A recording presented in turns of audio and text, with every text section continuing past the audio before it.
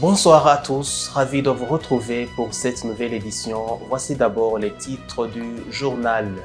Il se tient dès ce lundi 7 octobre jusqu'au 8 octobre la 5e édition du Forum des femmes leaders. Ces activités ont vu la participation des femmes leaders burundaises, celles venues des pays étrangers, ainsi que d'autres hautes responsables du pays. La période d'enregistrement des véhicules a été prolongée, bien qu'il s'observe encore quelques imperfections à corriger. Certains parmi ceux qui ont pris la parole au micro l'ont témoigné. Les détails et les autres informations, c'est dans quelques instants.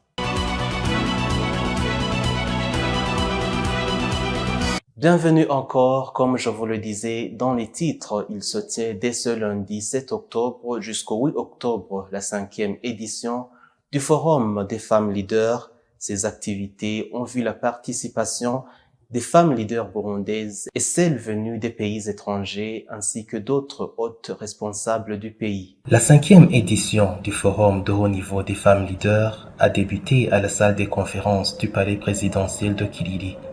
Ces activités ont vu la participation des premières dames des pays comme la Serbie, la République démocratique du Congo, Nigeria, ainsi que les épouses des anciens présidents du Burundi comme Melchior Ndadaye, Cyprien Agamira, Sylvestre Ntibantunganya et Domitien Ndayizeye.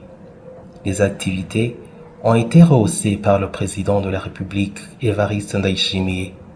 Il met l'accent sur le fait que les parents ont un rôle crucial à jouer dans l'éducation de leurs enfants dès leur plus jeune âge. ingene twogarukana inyigisho mu mashure yisumbuye abana baba mu ndaro kandi bigira mu ntara atari gwabo gutyo tuzoba turiko turamenyereza umubano mwiza. Nous prévoyons instaurer dans le système éducatif, autrement dit dans l'enseignement secondaire, que les élèves puissent étudier dans le système à régime d'internat ou dans des provinces autres que leur province natale. Ils vont développer l'esprit de cohabitation pacifique et ils peuvent vivre à l'écart de leurs parents. Les élèves doivent apprendre à se débrouiller seuls, sans l'assistance de leurs parents et gagner très bien leur vie. Pour cela, nous devrons nous mettre près d'eux pour leur montrer un bon chemin dès le bas âge. Dans ce forum, voyons ensemble comment éduquer nos enfants et les encourager à préparer leur avenir, leur apprendre comment développer leurs talents et bien gagner leur vie. En plus, il faut leur apprendre comment faire face à des défis qu'on rencontre et comment poursuivre son objectif.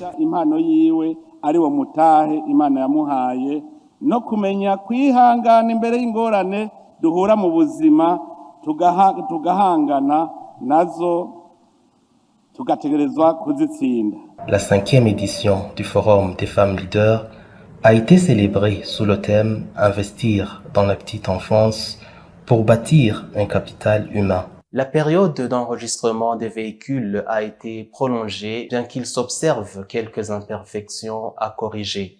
Certains parmi ceux qui ont pris la parole au micro l'ont témoigné. Reportage de Annie-Laurine Kakunzi. Il y a des plaintes de la part des propriétaires de véhicules qui sont en train de faire enregistrer les véhicules à cause de quelques imperfections visibles, que ce soit dans l'utilisation de l'application Igitoro Pass, ou qui sont toujours en attente d'être reçus au moment où on a prolongé la période d'enregistrement. Parmi ceux qui sont venus faire enregistrer leurs véhicules au terrain de l'ITES Kamenge ont exprimé leurs inquiétudes. Même cette application ne fonctionne pas. On enregistre tout ce qu'on te demande et on valide que tout est enregistré. Mais quand il arrive qu'on te donne ce code de confirmation utilisé pour l'achat du carburant, on te répond que cette application est désactivée. Recherchez l'administrateur. Deuxièmement, est-ce qu'on a vérifié que tous les Burundais utilisent le téléphone Android? C'est un grand problème. Tout le monde n'a pas l'accessibilité au téléphone Android. Ainsi, cette application ne se figure pas dans le Play Store ou App Store. D'autres inquiétudes, il y a ceux qui ont 3 véhicules ou plus, et chaque véhicule doit avoir son propre numéro. Est-ce que le propriétaire de ce véhicule doit avoir 5 ou 6 cartes SIM, dépendamment de la possession de ces véhicules? On nous dit de venir à 8 heures. Tu vois, C'est déjà tard. Il y a ceux qui sont arrivés à 6h ou 5h du matin. Jusqu'à cette heure-ci, aucun personnel de la Sopebu n'est disponible ici. tukuvuga nk'izi modokari zidoga interiyeri zikora amatransport y'amataxi ugiye kuraba ni modokari.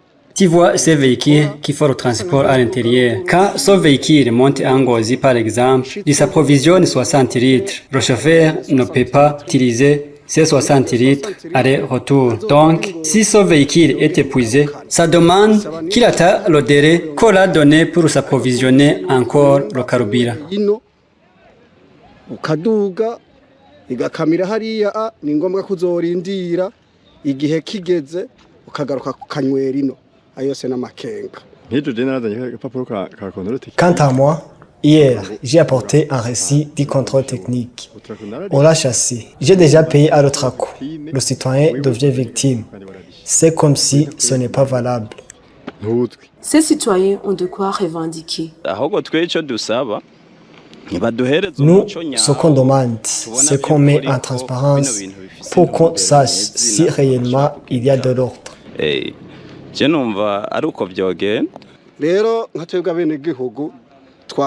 Nous, en tant que citoyens, on demande au gouvernement et les chargés de cette activité de mieux organiser ce service. On ne refuse pas le développement du pays, mais qu'ils cherchent d'autres stratégies pour mieux organiser.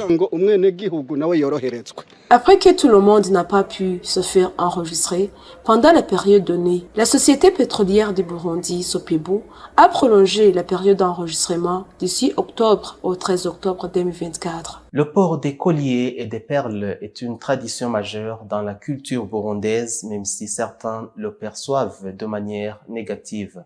Reportage de Patrick Hatangiman. Il y a plusieurs décennies que le peuple burundais a perdu sa propre culture après avoir été envahi par d'autres cultures d'origine asiatique dans plusieurs secteurs comme le style vestimentaire, la mode et la religion, comme l'explique Aloyse Batungwanayo, le chercheur sur l'histoire du Burundi. Umuco w'Uburundi wariziziwe gushikaho uno musi ushatse kuzana uwo muco w'ikirundi wa kera. La culture burundaise a été oubliée jusqu'au point où celui qui pratique cette culture est considéré comme celui qui n'est pas éduqué. À l'arrivée des Arabes avec la religion musulmane, porter la robe blanche, les Burundais ont commencé à les imiter, d'où on les considérait comme des musulmans, quelqu'un qui est civilisé, car il s'est lavé et il porte un habit blanc. Cette culture vient de l'Asie. Après cela, il est venu la culture de port de pantalon, une chemise en veste. Les dames ont commencé à porter des jupes. Ils n'avaient pas la culture de porter les pantalons chez les femmes.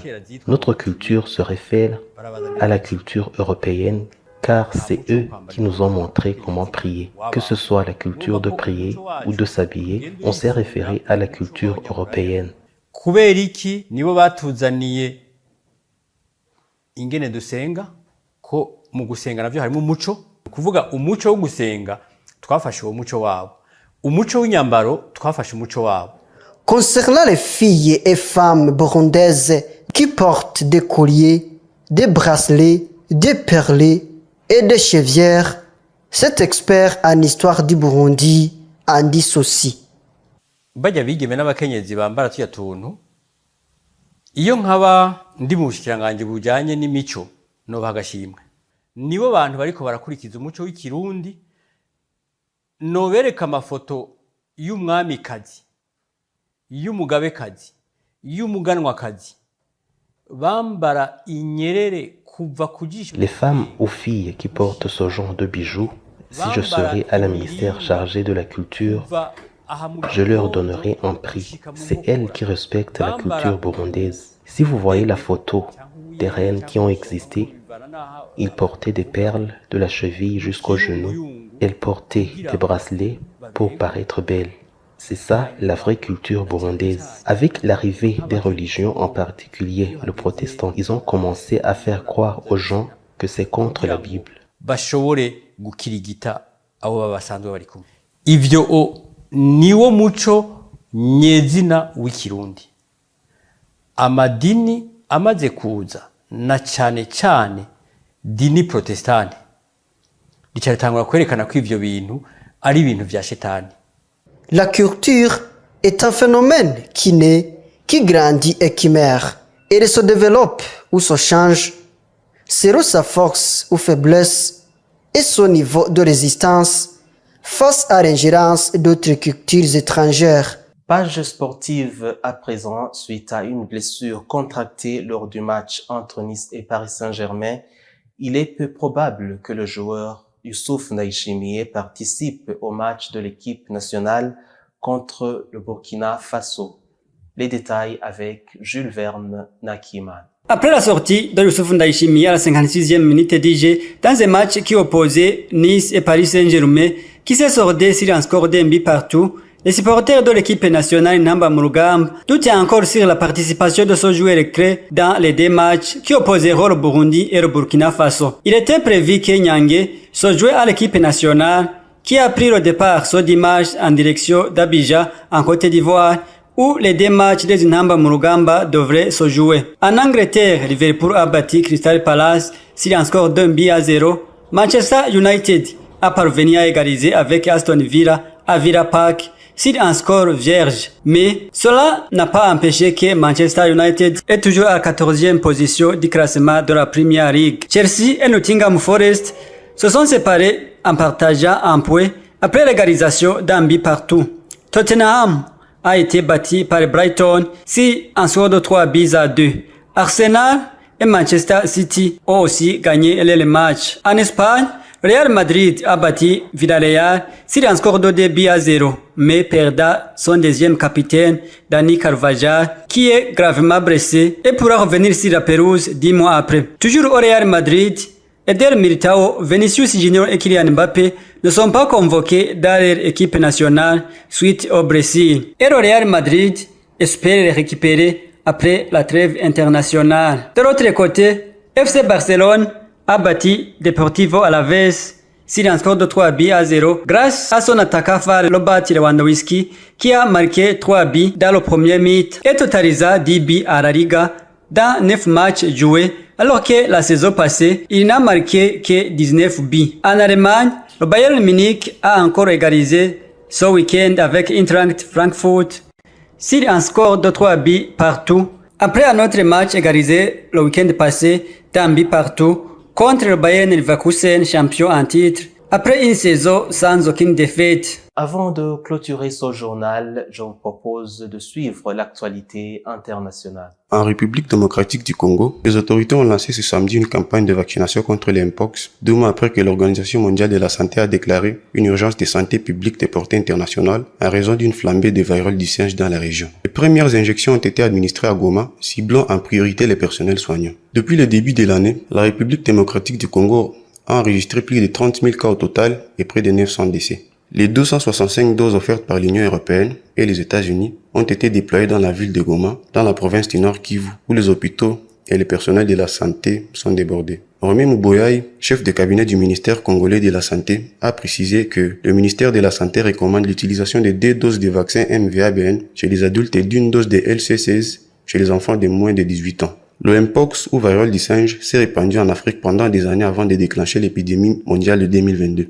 Aujourd'hui, le virus est présent dans 16 pays africains. Le président sortant en Tunisie, Kais Saïed, accusé de dérives autoritaires par l'opposition et la société civile, a remporté très largement avec plus de 89% des voix l'élection présidentielle tunisienne dimanche 6 octobre selon des sondages sortis des urnes malgré un taux de participation très faible. Prenant la parole dimanche soir dans son quartier général de campagne, le président tunisien a dit sur un ton martial vouloir poursuivre la révolution de 2011 et bâtir un pays nettoyé des corrompus et des complots, et a ajouté que la Tunisie restera libre et indépendante et n'acceptera jamais l'ingérence étrangère. Selon des données de l'Institut Sigma Conseil, diffusées sur la télévision nationale, Kais Saïed a obtenu 89,2% des suffrages dès le premier tour, écrasant le deuxième candidat, Araki Zamel, un industriel libéral inconnu du grand public qui n'a obtenu que 6,9% des voix.